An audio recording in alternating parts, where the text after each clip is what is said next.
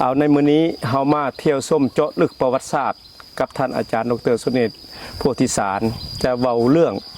ประวัติความเป็นมาหรือเรื่องเล่าในตามอุลังคนิทานดังนั้นต่อไปนี้ขอเชิญท่านอาจารย์ได้บรรยายเลยก่อนอื่นก็ต้องขอบอกขอบใจทางรายการธรรมะ1 นาทีรายการเมตตาธรรมเนาะขน่อยลาวเทมโปนะลาวเทมโปก็ก่อนอื่นนี่จะบอกถึงประวัติตัวนี้ก่อนในอุลังคธาตุตามธรรมดาเพิ่นอื่นว่าหอผาทาแขกพามอันนี้มาจากนิทานอุลังคธาตุโดยเฉพาะเลยไดมันมาได้จังไดอันนี้อยากเล่าประวัติน้อยหนึ่งเนาะในเวลาที่ศูนย์กลางของอาณาจักรศรีโคตบูรณ์ย้ายจากที่1อยู่ที่น้องเหือทองสวรรณเขตและที่2มาอยู่ที่100 เอ็ดและที่3จึงมาอยู่ที่มลุกนครเด้คืออยู่ที่นครพนมและในตอนนี้นี่คนสิแตกออกมาจาก100 เอ็ดพุ่นนะมาอยู่แถวนี้บักหลายๆเลยส่วนหลายก็ไปอยู่ที่ท่าแขกนั่นแหละไปกับสุมิตรธรรมวงศาแต่จำนวนหนึ่งได้มาอยู่บ่อนนี้เนาะและบ้านนี้บุริจันทร์อวยรวยที่อยู่เมืองเวียงจันทน์นี่เราเป็นพ่อหน้าตัวพ่อหน้าที่มีคุณธรรมโดยมีพระ2 องค์มาสั่งสอนเราเด็กเราจึงสั่งสอนคนอื่นให้มีคุณธรรมศีลธรรมขึ้นแล้วก็ไปหอดหูของสุมิตรธรรมวงศาอยู่ท่าแขกพุ่นและเพิ่นต้องการสถาปนาให้บุริจันทร์อวยรวยนี่เป็นเจ้าเมืองบุรีจันทร์เมืองจันทบุรีว่าสันสาเพราะฉะนั้นทั้งท่าแขกได้ทรงพราหมณ์ทั้งหมด5 องค์ขึ้นมานี่ได้5 องค์นี่มีสื่อดังนี้อันที่1นี่มั่งคละพราหมณ์อันที่2จุลละมั่งคละพราหมณ์องค์ที่3เป็นไสยพราหมณ์องค์ที่4เป็นสิทธิพราหมณ์องค์ที่5และเป็นจิตวัฒนพราหมณ์พราหมณ์ทั้ง5 องค์นี่ให้ขึ้นมานี่และมาสถาปนาบุรีจันทร์เป็นเจ้าเมืองมานี่เวลาขึ้นมาท่าแขกพราหมณ์ทั้ง5นี่ขึ้นเฮือมาในประวัติอุลังคธาตุบอกจังสั่นขึ้นเฮือมาปุ๊บพอมาฮอดทาจอดเขาเอ่นว่าทาจอดทาหอแพคือทาตัวนี้นี่คันสิว่าแท้ๆในสมัยนั้นนะทาเฮือมีอยู่2 แห่งเท่านั้นไหนคือทาหอแพนี้กับทาปากประสักปากประสักมีที่2 ทาเนี่ย2 ทานี่จะมีหนทางเข้าไปหอดพระธาตุหลวงผลในบูฮานไม่เขาน้องกันแท้ในแม่น้องกว้างใหญ่ขนาดเพราะฉะนั้นเมื่อเพิ่นขึ้นมาฮอดทาหอแพคือบอนนีนี่ปุ๊บแล้วก็ผู้ที่เป็นเจ้าของที่อยู่นี่เอิ้นว่ามื่นก้างโฮงนี่เป็นอพยพมาจาก100 เอ็ดพุ่นแล้วมาตั้งอยู่นี่มื่นก้างโฮงนี่ได้ไปบอกให้มื่นนั่นทอารามอยู่ใกล้ๆกันนี่แหละพวกที่แตกมานำกันหันแล้วก็ไปเอิ้นพ่อเลี้ยงแม่นมแล้วก็เสนาอมาตย์ให้มาฮอดนี่แล้วก็มาพากันเฮ็ดหยังมาพากันสร้างหอโฮงให้พราหมณ์ทั้ง5นี่อยู่อาจจะเป็นหอโฮงโซข้าวกับบ่ฮู้เลยเนาะให้เพิ่นได้อยู่เพราะฉะนั้นในอุลังคธาตุจึงบอกว่าปรากฏสื่อทาเฮือที่เป็นทางการก็คือทาหอผ่าทาแขกพามอันนี้คือสื่อเต็มเด้อทาหอผ่าทาแขกพามมีภาพน้ำไหนเพราะว่าภาพมหาองค์มาดิ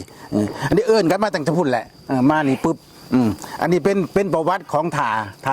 หอผ่าทาแขกพามประเด็นที่2เขาอยากให้เข้าใจอย่างเข้าใจเป็นยังมาจังเวียงจันทน์จึงเป็นเมืองนะจะเข้าใจจังไดคือว่าบางทีแหละในเมืองศรีโคตบองมันมีระยะเด้ระยะที่1อยู่ที่น้องเหือทองสวรรณเขตระยะที่2อยู่ที่100 เอ็ดระยะที่3มาอยู่ที่ท่าแขกระยะที่4อยู่ที่เวียงจันทน์ระยะที่5จึงกลับไปอยู่ที่เมืองท่าแขกฝั่งลาวพุ่นเพิ่นจะเป็นหาระยะในระยะนี่มันเกิดขึ้นย้อนหยังจังมีเมืองแถวแต่ก่อนมันเมืองมีแต่คนน้อยๆเด้ในเวียงจันทน์เนี่ยบ่ได้หลายแต่ย้อนการแตกของอาณาจักรศรีโคตบองระยะ2คือ100 เอ็ดแตก100 เอ็ดนี่ถือกุลุนทะก็คือถืออยุธยามาตีแล้วก็ถือทั้งขอมมาตีส่วนมากเขาจะแตกขึ้นเหนือว่าสันในฟังเขาแตกไปทั้งหมด17 กลุ่มกลุ่มที่1ในมื่นพิษณุโลกไปทางบูรพาพุ่นกลุ่มที่2ในพญาอัคคะพญาขุนพลเทพแล้วขุนออกพ้น3 กลุ่มนี่ยังอยู่ที่100 เอ็ดยังบนนี้เนาะกลุ่มที่5ออกบุญขวางอันนี้ไปทางแดนแก้วแต่กลับมาอยู่ที่ซุมพรคือเมืองจำพรว่าง่ายๆเลยกลุ่มที่5กลุ่มที่6ขุนโลกกบาลไปอยู่ที่เมืองซุมนุ่มฟ้อนคือเมืองจำพรอันกลุ่มที่6นี่นะกลุ่มที่7นี่ขุนน้อยใหญ่เหล่าอื่นๆจำนวนมหาศาลมากกว่าครึ่งหนึ่งของ100 เอ็ดไปอยู่ที่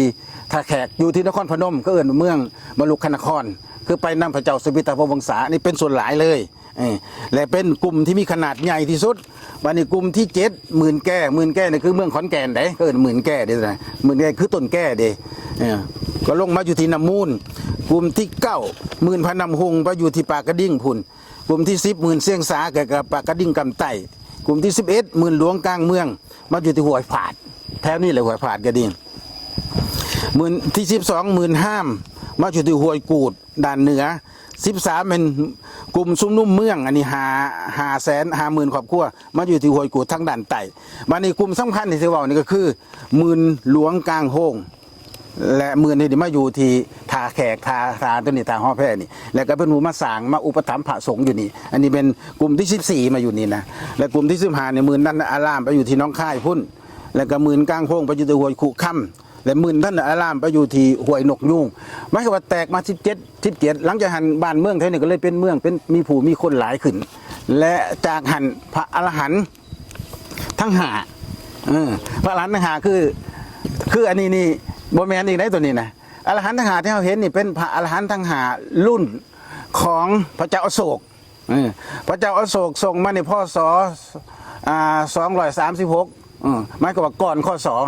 พระเจ้าอโศกประกาศศาสนา9สายและสายที่8ได้มาที่สุวรรณภูมิคือมาที่เกาหดเกาเลี้ยวก็คือมาถึงเมืองเวียงจันทร์ทั้งหมดนี่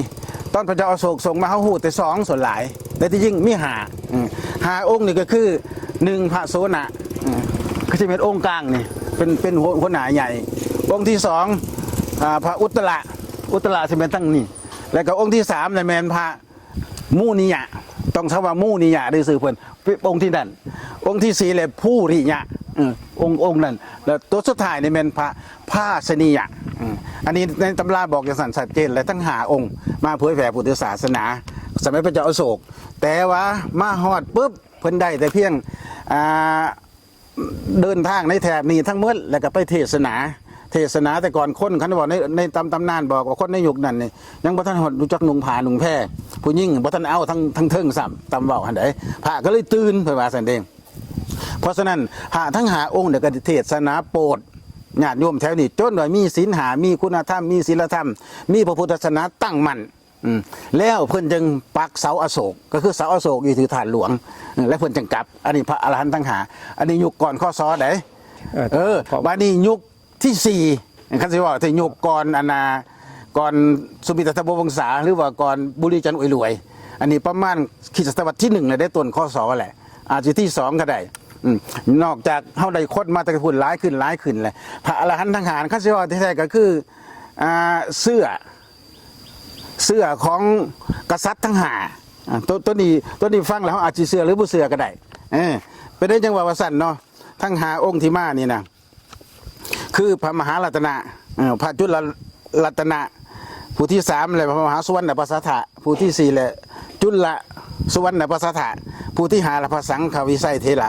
ทั้ง5อรหันต์นี่ตำนานอุลังคธาตุบอกว่าก็คือกษัตริย์ทั้ง5ในยุคที่พระพุทธเจ้าเสด็จมาหรือในยุคพระมหากัสสปะคือพระเจ้านันทเสนคล้องอยู่สวรรณเขตกับน้องเงือทองเนาะ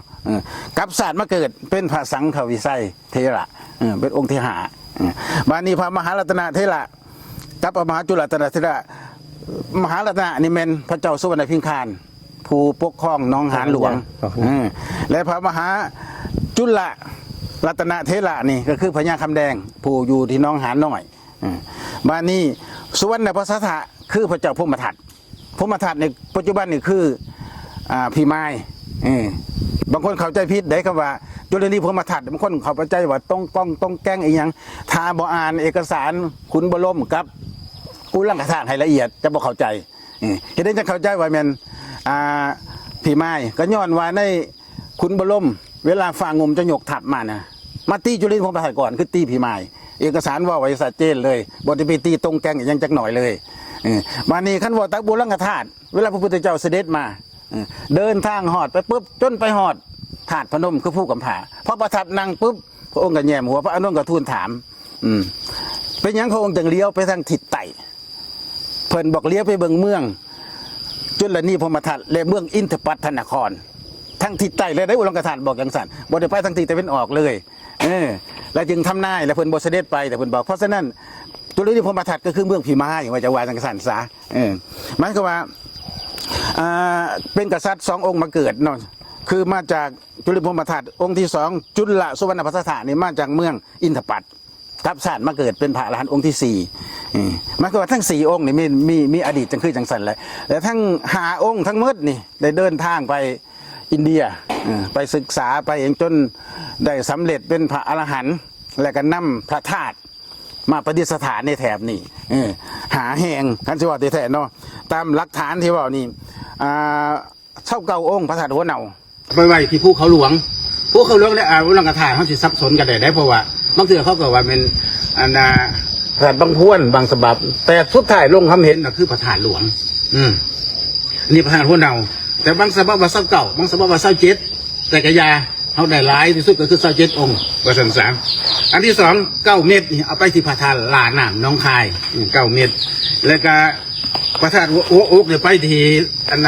ธาตุพนมเนาะเอาไปก่อนหมู่แล้วจากเอามาที่หอแพนี่4คือตัวนี้ที่หอแพ4 องค์แล้วก็พระธาตุพุทธจิก3บ้านนี้พระธาตุแค่ฟังนี่7แค่ฟังใช่ไหมตัวนี้7ขั้นตามบนลังกธาตุเลยแต่บางองค์ก็บอกซับซ้อนอันนี้คือประวัติของอาจารย์ประวัติความเป็นมาวันนี้นี่ยักเว้าถึงประวัติของพระทั้ง5 องค์นี่ตัวนี้นี่แปลกได้เพราะว่าพระทั้ง5 องค์ที่มาอยู่นี่นะก็คือแบ่งเป็น5 องค์แต่แบ่งเป็น3 กลุ่มตัวนี้เป็นตัวพิเศษแบ่งเป็น3 กลุ่มในจังหวัดสั้นเนาะกลุ่มที่1คือพระมหารัตนเถระนี่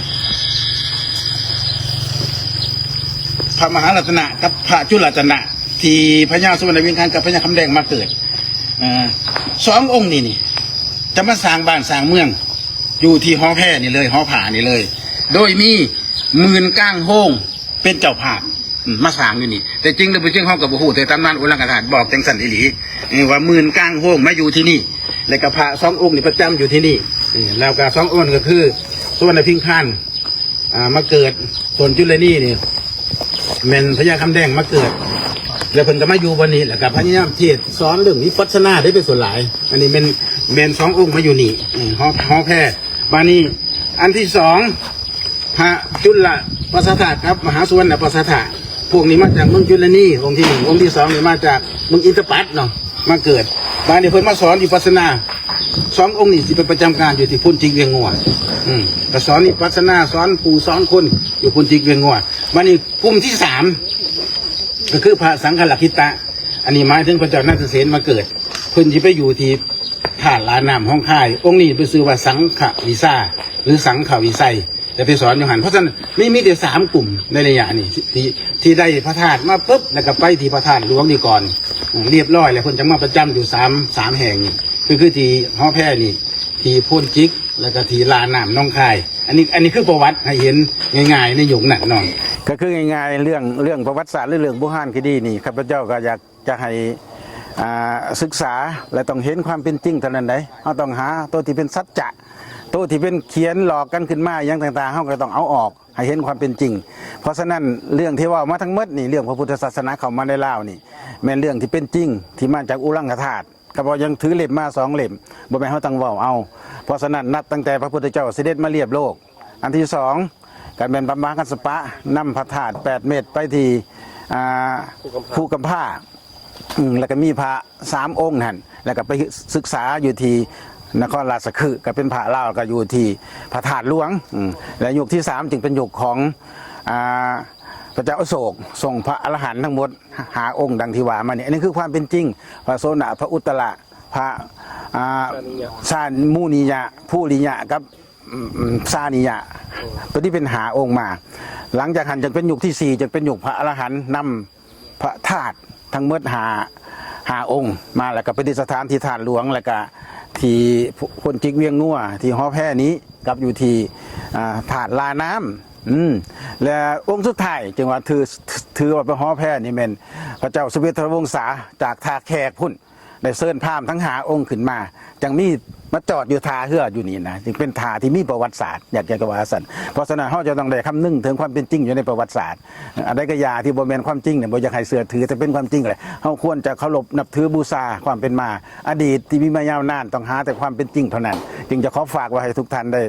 ใส่ใจเบิ่งกันไม่เฮ็ดได้แท้เนาะทั้งหาองค์เฮ็ดแล้วอยากให้เฮ็ดอีกหาองค์ เพื่อเป็นเครื่องจะลึกถึงความเป็นจริงที่เป็นมาก็ขอจบเท่านี้แหละ